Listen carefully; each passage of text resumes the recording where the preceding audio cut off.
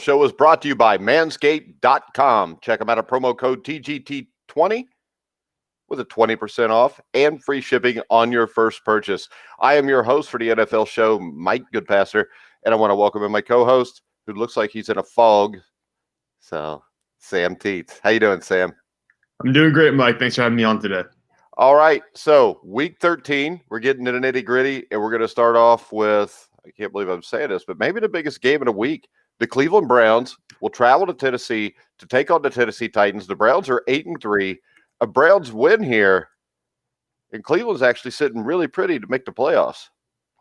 Yeah, even with the loss, I think they're sitting pretty to make the playoffs here. But winning, let's face it, they've beaten one winning team this year, I'm pretty sure, and it was the Indianapolis Colts. And the Colts are kind of an up and down team anyways, but just lost to the Tennessee Titans last week. I think the Titans are going to win this game. I think they're both really good running teams. Obviously, for the Browns, you have Nick Chubb, who I think is the top 3 running back in the league. You got Kareem Hunt, who probably is the top 10 running back, despite being technically a backup in this situation. And the other side, you have maybe the best running back, Derrick Henry. I think the difference maker is the receivers and the quarterbacks here. So the defense is kind of, they're both kind of middle of the pack to me. Ryan Tannehill, to me, is what puts Tennessee over the top in the situation. Yeah, I agree with you. I'm taking the Titans because you look at it, the Browns have the ninth ranked NFL defense against the run. But even though they've had some recent improvements in the secondary, I think it's hard to believe that Cleveland could simultaneously stack the box for Henry and adequately cover Tennessee's receivers. I think the Titans win this game. I think the Titans are on a roll. And right now, I think the Titans would be the team I would pick to win the AFC. You mean to come out of the AFC and get to the Super Bowl, or to finish with the best record in the regular season? I think to go to the Super Bowl. Yeah, I was going to say, because they're probably not going to catch Kansas City or Pittsburgh for wins. But, yeah, I see 3 teams here really have it stand out to me. I know Pittsburgh, I'm not going side with Pittsburgh here when it comes to the playoffs. I really don't think they're going to go that far. But it's Tennessee, Kansas City, and Buffalo to me are the 3 teams that have the ability. They're kind of well-rounded on all sides. And the running game for Tennessee is going to be what puts them potentially over the top against Buffalo or Kansas City. Yeah, and the problem there is that's probably who the Steelers are going to have to play, one of those 3 teams in this first playoff game they play, even if they're the home field advantage throughout this. And if they're not home field advantage throughout this, they're definitely in trouble. I don't think the Steelers get out of this. I think they've had a great year. I think that really Mike Tomlin should probably be the coach of the year. Yeah, I mean, when we talk about coach of the year, there are a couple of guys that come to mind, but Tomlin certainly has to be right up there.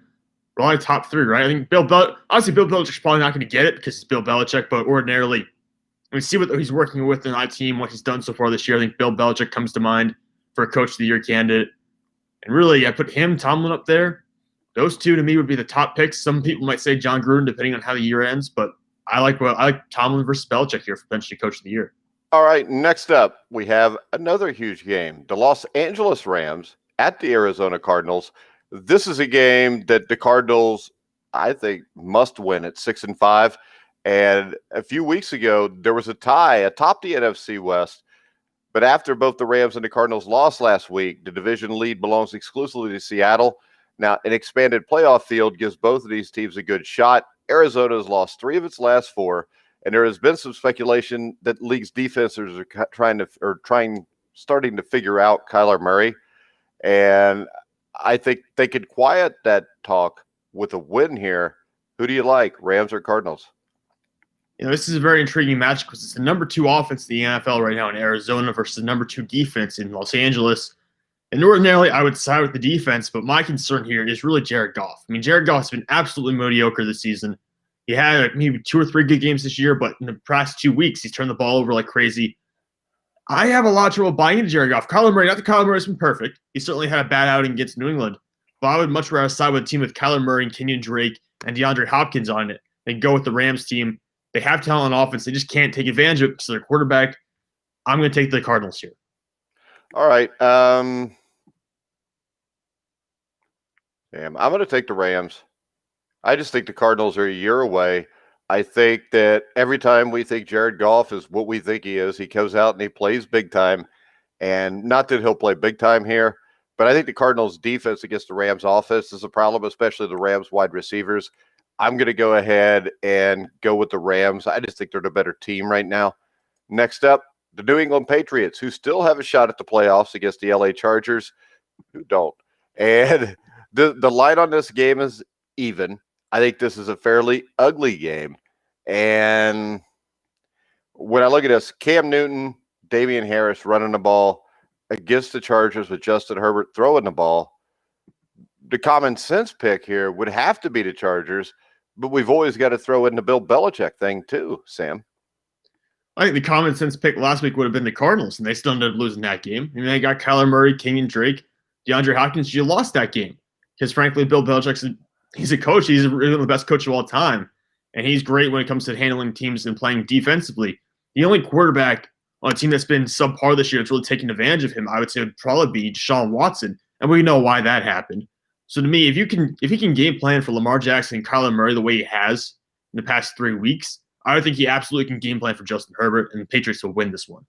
Oh, my other concern here is, what's the weather in LA? Oh, is it going to be? I haven't looked at the weather. Is it going to be raining yet? No, I mean, the thing here is heat. I mean, you've got an East Coast team going to the West Coast. If it's 80 degrees, that's something the Patriots aren't really used to dealing with, which could be an advantage for the Chargers in the fourth quarter. The big problem I see for the Chargers is the fact that they seem to lose games constantly that they have big leads in. I'm going to go with the Patriots just because of Bill Belichick and the fact that the Chargers seem to be their own worst enemy this year.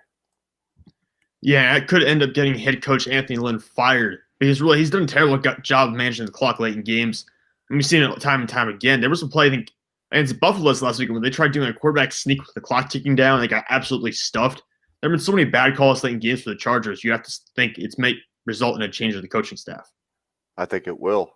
Next up, the Denver Broncos will travel to Kansas City to battle the Chiefs.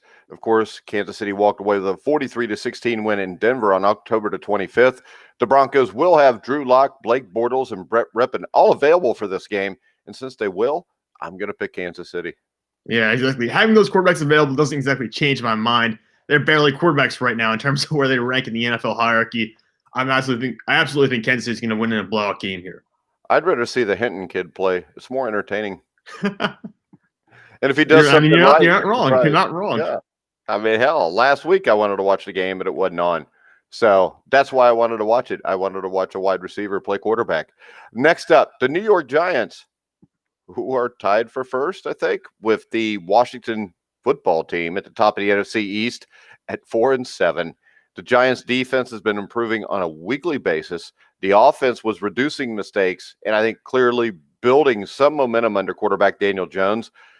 But you had the hamstring injury, and if Colt McCoy is playing, they have absolutely no chance.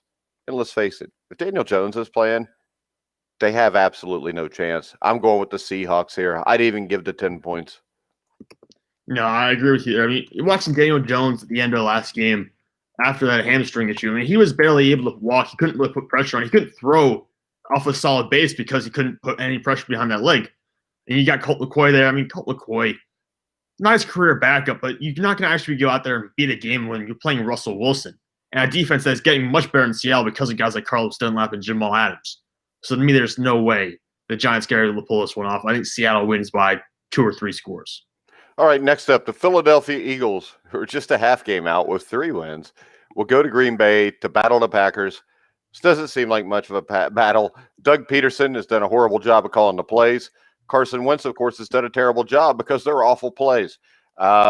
His 1 touchdown pass last week was basically luck, which kept them in the game. Green Bay wins this game. I don't see where the Eagles have the run game. The way to beat the Packers is to be able to run the ball. I don't think the Eagles can do that here.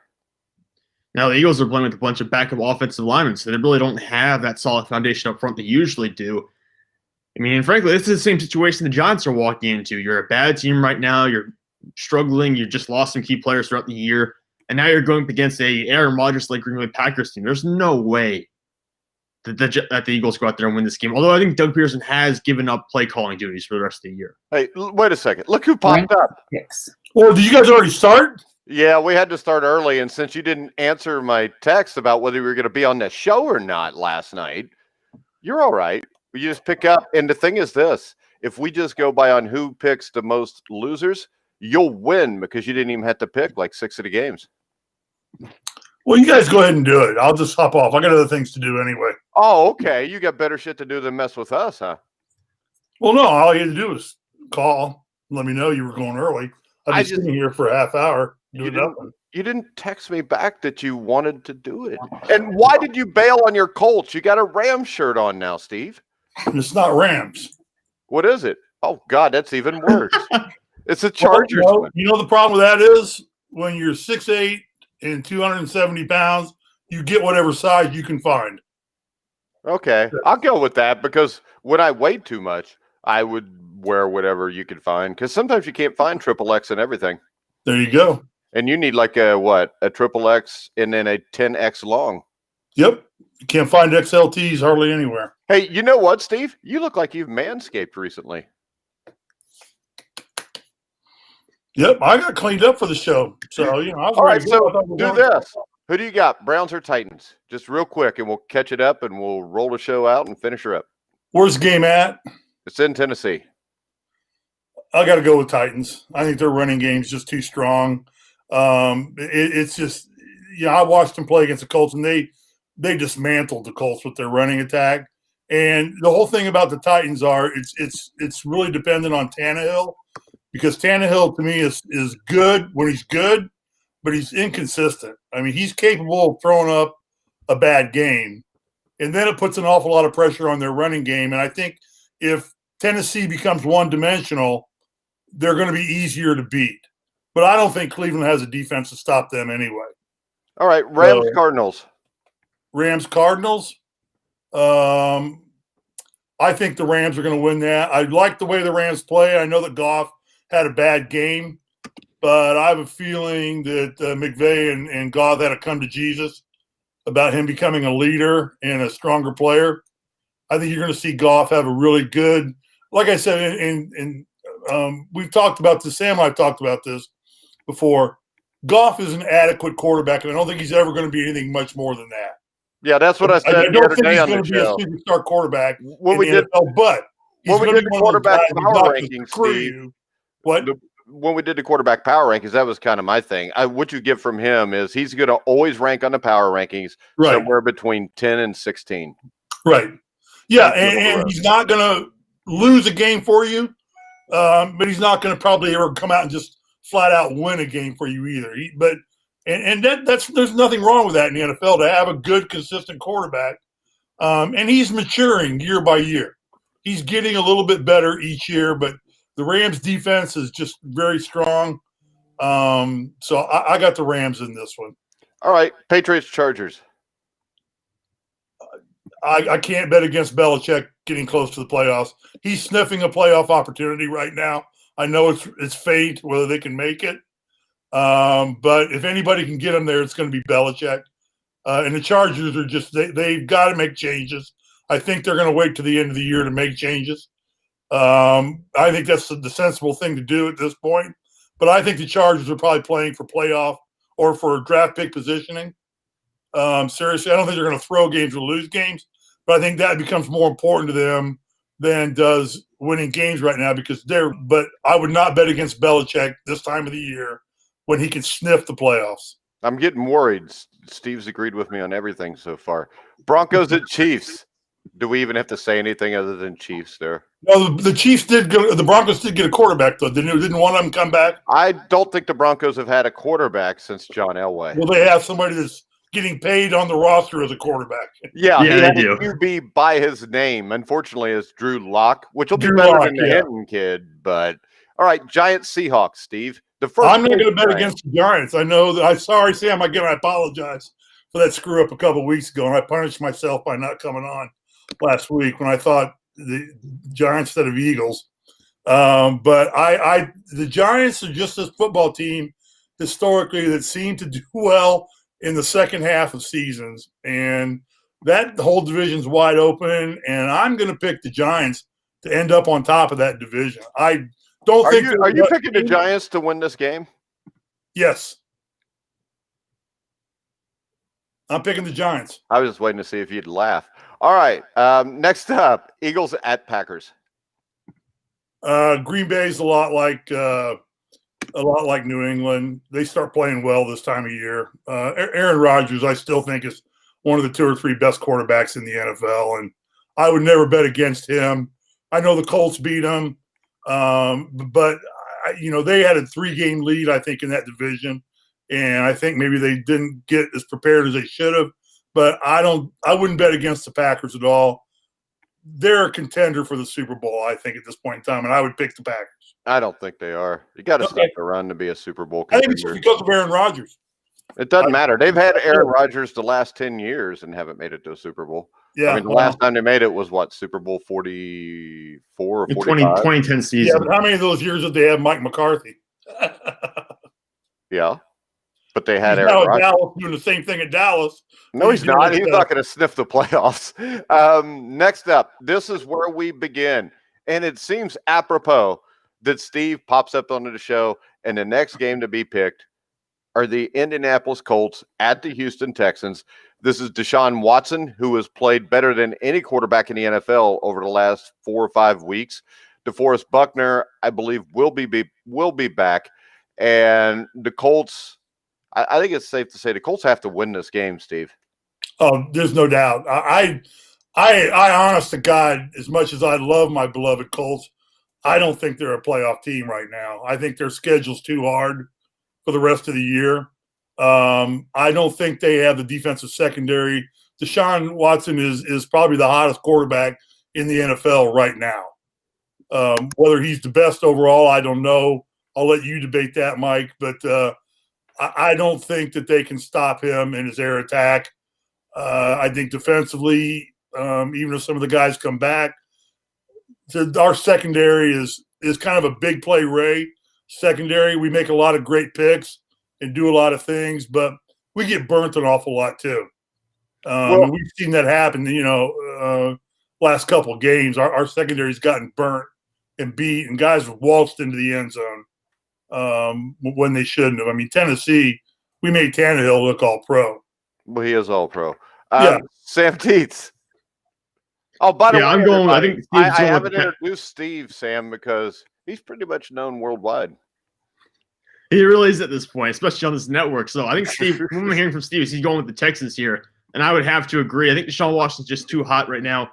I don't look at Indianapolis' secondary and say, oh, there's someone there who's going to shut down anyone he has to throw to. But frankly, he doesn't have much to throw to, though. I mean, he's got Brandon Cooks left and Will Fuller, who's suspended. He was a top receiver for them. So I don't know how this game is going to work out. I haven't seen Deshaun Watson play without his number one option this year, really. So I don't know how it's going to play out.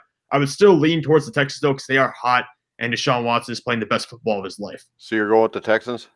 Yeah, I will. Okay, I'm going to go with the Colts. I mean, to me, losing Will Fuller's a killer. Brenton Buckner's back, or DeForest Buckner's back. I'm still living in the 80s and 90s. But I just think the Colts will win this game. They have to win it. I think Deshaun Watson will be a handful. I think Phillip Rivers will do enough. I think they win the game. Next up, the Jacksonville Jaguars will travel to Minnesota to take on the Minnesota Vikings, who have played as well as anybody over the last 5 or 6 weeks, Sam. Yeah, the Vikings have been hot, and even Dalvin Cook has struggled. Kirk Cousins has really come through for them. I know Adam Thielen missed the last game. I'm going to check out right now to see who's going to be available for this coming weekend. But Justin Jefferson has really filled in great in place of Adam Thielen. He's actually been probably the best receiver on that Vikings team. He's even outperformed what I would say Stephon Diggs has done, what did during his time in Minnesota. And it looks like Adam Thielen is going to be available for this game. I think Minnesota wins hands down. Yeah, I think you've got Mike Glennon's going to start. That's enough reason to pick against Jacksonville anyways. Plus, Jacksonville's lost like 9 straight games since they upset the Colts at the start of the year, Steve. So I think the Vikings are to pick here. I can't add anything. I would agree entirely. Minnesota's looking strong right now. Cousins is coming out of his shell a little bit late in the year. So yeah, I agree with both your guys' comments. All three of us got Minnesota this game. All right, next up, the Las Vegas Raiders. Still sounds stupid to say Las Vegas in front of Raiders. Will travel to New York to battle the perfect Jets so far this year. Steve, will the Jets keep that perfect record going? Yes, they will. Yeah, I think that the Raiders have had a couple of off games for them. I think that they'll rebound strongly here, and what better of opponent than to do that with than to be able to go out and play the Jets. It doesn't matter where you play the Jets; they're the Jets. sadly. But yeah, I think Las Vegas rebounds nicely and puts a little bit of fear. The Raiders basically are just a team that nobody wants to play. I don't think they're one of the best 5 teams in the NFL, but they're one of those teams. And I think Cleveland's getting in that same boat. It's just a team you just don't want to have to play. I don't think Cleveland's in the same boat as Vegas because of this. Vegas owns wins over Kansas City and New Orleans. Okay. Cleveland has only beat the Colts with a winning record. I think Vegas I would be much more worried about because Derek Carr is a lot better than Baker Mayfield. Maybe a bad comparison on my part. So, but I do think this, Steve. I think this game is going to be within a touchdown. I think the Raiders are going to squeak it out. But I think Sam, with no Josh Jacobs, I mean, he might miss the game with an ankle injury. Without him, the Raiders are limited in weapons. That's enough to keep the Jets close. But I think the Raiders will win the game just on the coaching aspect. Well, yeah, I mean, we saw what – and it's really been a shame. I think Adam Gase actually came out recently and said he has done nothing to help develop his young quarterback, which is honestly true. He's done nothing to help Sam Darnold out. I feel like the Jets, they might just shoot themselves in the foot in this game because they could be in it in the fourth quarter to the third quarter. But there will come a time where they just make a mistake, and you can almost count on it. It's like clockwork with New York at this point in time. Even if they're trying to win a game, there's going to be a mistake down the line. And the Raiders do have a decent backup running back in Devontae Booker who has had a couple of good games this year. So I wouldn't put it past him still having a decent running game. Well, I think it'll still be decent, but I think it's better than decent without Jacobs. Next up, the New Orleans Saints at the Atlanta Falcons. Taysom Hill will start again because Sean Payton tries to prove that he can win without an actual quarterback. Sam, does he get another win here? This is maybe the toughest game to pick for me actually this week because Atlanta is red hot after turning the Raiders over, I think, 5 times last week and then going out and beating them by, I think, 37 points. The Falcons are hot. The Saints, I mean, they didn't really throw the ball much at all because people are figuring out Taysom Hill. They know how to cover him now, how to take him away. And I think the Saints are going to eke this one out because of their defense, but I really don't know how the offense is going to play out. All right, Steve? Yeah, I think the Saints win this game. This experiment it has worked for them. I think Sam's hitting on something here that people are starting to figure him out because he is kind of a one-dimensional quarterback. He's not really a thrower, and that's kind of out of sync for the Saints. But remember, they still have Winston sitting back there, who is one of those guys that can come in and prove his point and just have a blowout game, and then he'll puke on himself the next game. But, when you've got Jamarcus Winston sitting back there, not using him, knowing he's in the reserve, you can do some of the things that New Orleans is doing right now. I don't know. And the question I had for you guys is, should they be getting Winston some snaps right now? Because when you get into playoff time, I mean, everything changes. And would you not be trying to get him ready a little bit, at least get him some snaps in the game so he's feeling a little comfortable if and when you put him in? Because I think before the season's over, he's going to play quarterback for the New Orleans Saints. And I'd be getting him some snaps when I could. I don't agree with you, Sam. I think Atlanta is a dog team. They had their moments. They're a team that shows what they could be if they get their heads out of their tails. There's a team that could use a manscape and shake themselves up to be a little more groomed and poised and look a little bit better, for all the lady fans out there. So you're taking Atlanta? Pardon? You're taking Atlanta? No, I'm taking New Orleans all the way. Okay. All right, I'm doing this. I'm taking Atlanta. I think Taysom Hill should not be playing quarterback. And I think that right now Sean Payton is so hell-bent on proving he's right about Taysom Hill that he will sink with that ship if he has to.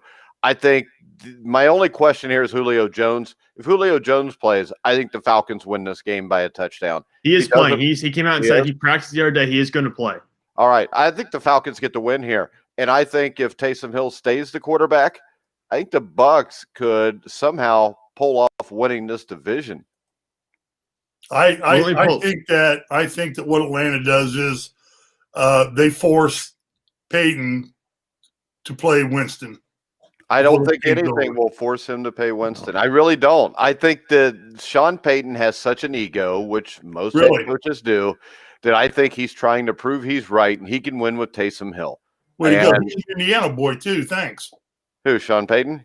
Yeah, he's from Indiana. Yeah, I'm from Indiana too. So Well, thank you have an ego, so that fits. I have a I lot don't of have an ego. ego. Yeah, but I've got a better winning percentage than you. Sam, what do you Yeah, think? I was gonna say Sean Payton. I mean, who is more power than him in the organization? Arguably, no one. So they're not gonna change this. I mean, he's gonna go with whatever he wants to go with, and he's hell bent on picking Taysom Hill. And you're right, he's gonna ride this until the wheels fall off. And So the I wheels think are there's going to a chance- fall off at The some wheels, point. I think the wheels are going to fall off. It's just when. Yeah. It's gonna happen. I mean, they play the Chiefs here in a couple of weeks. I mean, that's gonna be the game, right? That's gotta be the thing where everything comes crashing down and they keep Taysom Hill at QB. Yeah, because that game ends up 52-12. You know what this is? A good analogy for this is like somebody walking across the lake on frozen ice, and the closer you get to shore, the thinner that ice gets. Yeah. And Eventually he's your getting ass is going to off the drown. kind of the shore. He's getting close to the shore. That ice is going to crack here and break pretty soon with Taysom And Hill. he's going to freeze his ass off. All Yeah, right, exactly. next up, America's team, the Cincinnati Bengals, will travel to Miami to battle the Dolphins, and the Dolphins will win. Sam, what do you think? I think the Dolphins are going to win. It doesn't matter who starts at QB for them. I know right now Tua is a game time decision with that thumb injury. We don't really know how severe it is because he missed last week, obviously, and they thought there was a chance he would play last week. David Tua, or if I'm Tua Tagovailoa, I just brought up an old heavyweight boxer. But if I'm Tua against the Bengals defense, if I didn't have my thumb, I would go out and play. Yeah, I mean, look, he can could tie his shoot the stats that way. ball. He could shoot the ball out of his ass for 300 yards against the Bengals secondary. Yeah, I mean, like I said, it doesn't matter who plays then. It could be Fitzpatrick, it could be Tua. They're still going to win this game. They're just more talented and they're better coached. Well, how about this, Steve? When we say he could shoot the ball out of his ass and win the game, if he manscapes beforehand, he would be really, really deadly. If he doesn't manscape, the football can get caught up a little bit. Yeah, no doubt.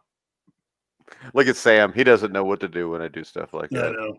I have Right. absolutely I no think idea. the only thing I don't like about the Dolphins right now, they're a coming up team, but they need to resolve this quarterback thing. Yeah, they can't. I don't like to I see. think they have. I think it's just because of the injury to Tua. Okay, well then I'm a Fitzmagic fan. I think for what this guy's doing at this point in his career, bouncing around to as many teams as he did, I think this is a guy who's making a boatload of money and having a lot of fun. And he's living in Miami right now. He's seen half the country on the NFL's dime. But I think they need to make a call on a quarterback. And if it's Tua, then stick with him and go with it and ride him. But I don't think there's any question the Dolphins win this game going away. Yeah, and the Dolphins have to win this game. The rest of their schedule is the Chiefs, Patriots, Raiders, and Bills. Yeah. You talk about the Colts schedule. That's even tougher than the Colts schedule. And it's going to be hard to get a bunch of wins here. Sam, you agree, Miami? Yeah, it's got to be Miami to win this game. Like I said, they absolutely have to. And you got a team like the Ravens who don't have a tough schedule to end the year. So Baltimore, which is one game behind Miami right now, I mean, they could probably win the entire rest of their schedule, and Miami has to be able to keep pace with that. All right, next up, we have a great NFC North battle between the Detroit Lions and the Chicago Bears. What could we say about this game other than both teams suck? But I'm going to tell you this. In Chicago, I think Detroit wins the game. And the reason I'm saying that is Darrell Bevel, from the press conference I saw yesterday, said that he wants to pick up the pace and attack people. I think Matthew Stafford could put the points on the board. I think the Lions pulled the upset here, Sam.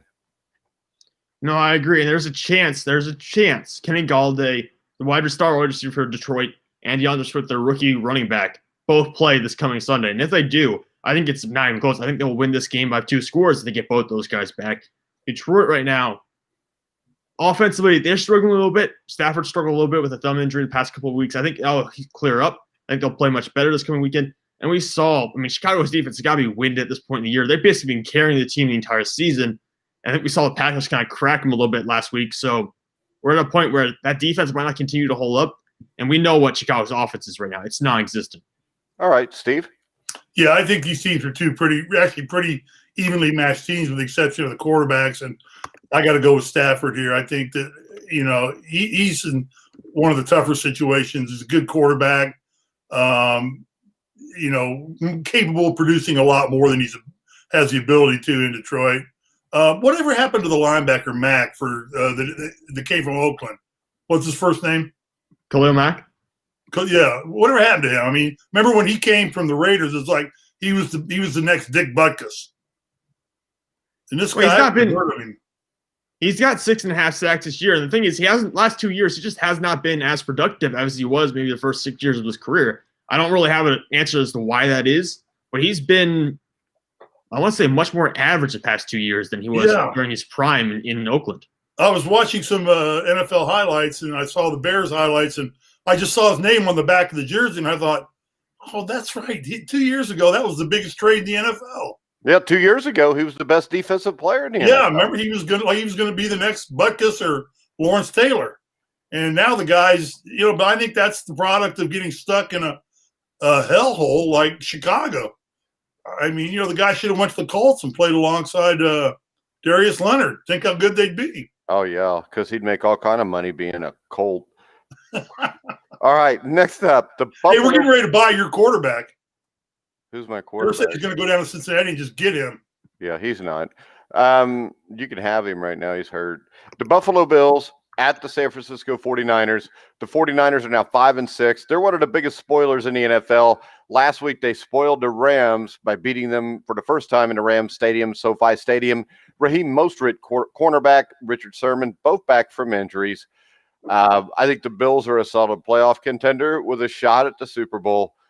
I think the Bills are going to get this game. Everybody I see is picking the 49ers, but spoilers usually don't go on winning streaks, and they still are missing a lot of players in San Francisco, Steve.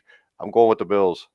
Yeah, well, first thing you got to do is this is the Bills playing the 49ers in Phoenix, I believe, isn't it? Yes. So I think that favors the Bills. I think that, I just think it probably throws San Francisco a little bit out of sorts a little bit because they were planning on playing it at home. I know there's no fans there, but still you're sleeping in your own bed. You're driving your own car to the game. Your environment's different. So now this becomes a neutral game. Yeah, I think that's a big favor for the Bills. I like the Bills in this one. I think the Bills are playoff bound one way or another. And I think I don't think they're going to win or get to the Super Bowl, but I think they're going to ruffle some feathers before it's all said and done. And I clearly like the Bills in this game. All right, Sam. Bills are the better head coach and the better quarterback. I think it's that simple. Buffalo's got the pieces they need to win this game. And we saw Jared Goff will make mistakes. Josh Allen will too. He's done it this year. But I think he's past that cold spot of the season where he's really struggling.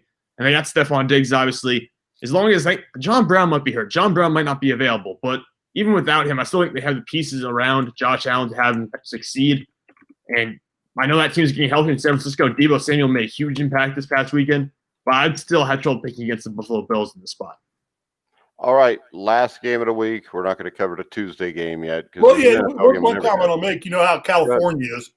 Now, the liberal city of San Francisco banned the 49ers from playing games in their home stadium. LA is going to go do the same thing about locking down all of Southern California now. But they said, nah, but our football team can play in SoFi Stadium. We're going to waive that. We're not going to move the Rams or the Chargers. Well, yeah, they paid all that money for that stadium. They're playing in it whether there's a crowd or not. That is the goofiest looking stadium I've ever seen, too. Wasn't it like $3.3 billion for that stadium? Oh, yeah, way over budget. I mean, and it's in the middle of a hellhole. I mean, it's down, not it's right by the airport, so you got airplanes flying over it all the time. It's not really like they should have put it in Beverly Hills. I think they should just not let the NFL play in LA. I'd be fine with that too. I don't think they should let any sports be played in California. I agree with that too. Yeah, hell, what the Lakers just signed LeBron to $100 million for 2 years? Well, and Anthony Davis was what, $150 million for like 3 or 4 years? I think $190 million for 5 years. Well, yeah, luckily, $98 million for 2 years. Okay, luckily nobody cares about the NBA anymore. Exactly. So. All right. Last but not least, the undefeated Pittsburgh Steelers will host the Washington football team, or a team I like to call the Redskins, on Monday night at 5 o'clock. The Steelers at 11-0 are the first team to get this far into a season without a loss since 2015. Sam, do they continue to win? Yes, they do. It's going to be 12-0. It's going to be a close game, too. It's probably going to be a one-score game here. I'll be interested to see what the spread is looking like right now. But I would take Pittsburgh to win this game. Hey, we've said all of us picked the Raiders to win this week, although they're just playing the Jets. But Pittsburgh is one of those weeks where they just had a down week. They'll turn around. I think they'll fix it up. They'll be better this coming weekend. You do not have players drop the ball like they did against the Ravens 2 weeks in a row. They had 8 or 9 drops in that game. I think Eric Ebron will probably still drop the ball against Washington, but everyone else, including Deontay Johnson, will make those clutch catches, and I expect them to rebound with a win. All right, Steve? Yeah, I think I agree with Sam. I think that Pittsburgh wins the game. I do think, though, that, if you watch the game, Baltimore had a chance to beat them. Yeah. I mean, they were in the game the entire game. If they'd have had their regular quarterback, outcome might have been a little. And Mike, I know you're not high on him, and no, I'm not either. I don't think RG3 played bad. You got to remember they were missing almost every weapon who was under COVID. I tell you what, Pittsburgh looked beatable. Baltimore gets a couple of breaks, they win that game. I mean, it's close. So, but I think each game's, like Sam says, going to get tougher and tougher for them because that bullseye is growing like a weed right now. But I think that Pittsburgh loses to the Colts. That's their first loss. You mean Washington? No, the Colts. Oh, you're talking about a couple weeks. Right. I think they stay undefeated until they face the Colts. It wouldn't surprise me if Pittsburgh loses to the Colts, but they won't be undefeated when they play because Washington's going to beat them. And I can tell you this, Washington up front will completely take away the run. Washington can run the ball. The Steelers are missing 2 very important players, 2 very important linebackers. One of them's an edge rusher. I think Alex Smith, the way he throws the ball out quick and uses the quick pass as the run game, I think they can control this.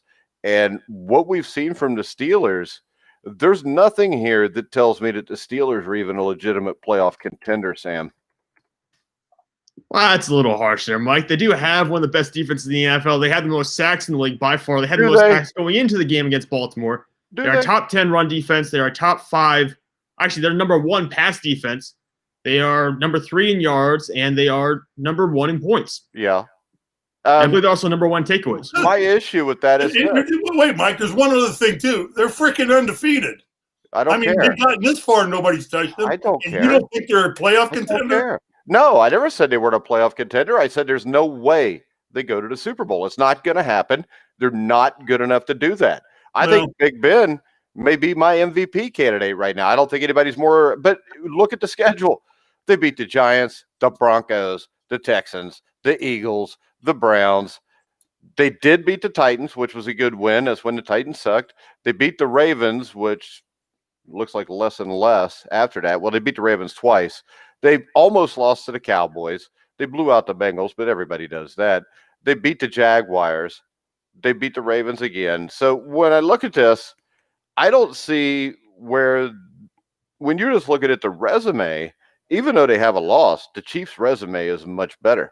And I think this, even though the Titans lost to the Steelers, I think the Titans' resume is better. I think Buffalo's resume is better. To me, Pittsburgh is the 4th or 5th best team in the AFC right now. Yeah, Pittsburgh has a way of winning games, Mike. You never know. They're going to stumble through the schedule. You know what that way is? That way is this. And don't give me that crap, Sam, because you just sat there and said you didn't think they were a Super Bowl contender either earlier on this show. I did. And they have a way of winning, though. It doesn't matter what I think. It doesn't matter if you have a way of winning. Because the problem is this also. It's been like 10 years since the Steelers have had a way of winning their way through the playoffs also. They're going to play Buffalo. They're going to lose. Mike, I think that it's going to ruffle your feathers a little bit because I know how much you think of him. Roethlisberger is probably the closest thing to Elway since Elway in terms of a quarterback that can win games. That's absolutely He's not going to like that. He's not going to like that. I know he's not going to like that. I don't think he's John Elway. I don't think there is another John Elway. But when I look at a player who gets 30, who stays in there, hurt, takes hits, and guts it out. I don't remember John Elway missing big parts. I mean, you see other 30. Wait a second. Hold on. You can't compare toughness here because Big Ben misses games all the time. Well, because he missed a motorcycle. How many games in John Elway's career did he miss? John Elway went to 5 Super Bowls 3 times with teams that weren't capable. You don't have me going, but you would only have me going if you could defend your point. And the I point said is he was this. the closest thing since John Elway to John Elway. I didn't say he was John Elway. There will never be another John How Elway. could he be the closest thing to John Elway? You got to be They close. don't even play alike. I mean, Vince Lombardi's the closest thing to you. No, he's not. Vince Lombardi's not even in my freaking stratosphere. All right.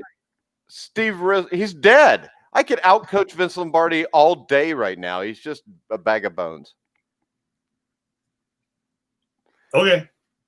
But he is dead. I could outcoach George House all day. It wouldn't be a problem. So could I you. think you're underestimating Pittsburgh. I watched that whole game. I'm not. And they're typical Pittsburgh football. They find ways to beat you. Nobody, and they're well coached. Hey, they're finding ways. They are one of the better coached teams in the NFL. Okay, it wouldn't take much, and they're finding ways to win against teams that you should not have to find ways to win against. Well, Mike, I can equate that a little bit back to playing at Indiana when Indiana was a powerhouse in basketball. Teams out of nowhere would come up and give us their career best game because all they wanted to do was beat Indiana.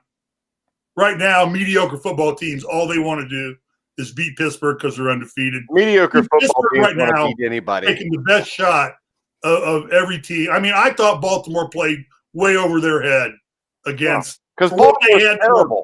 It doesn't matter if Baltimore plays over their head or not. Baltimore put a horrible football team on that field. Right, and they played way over their head.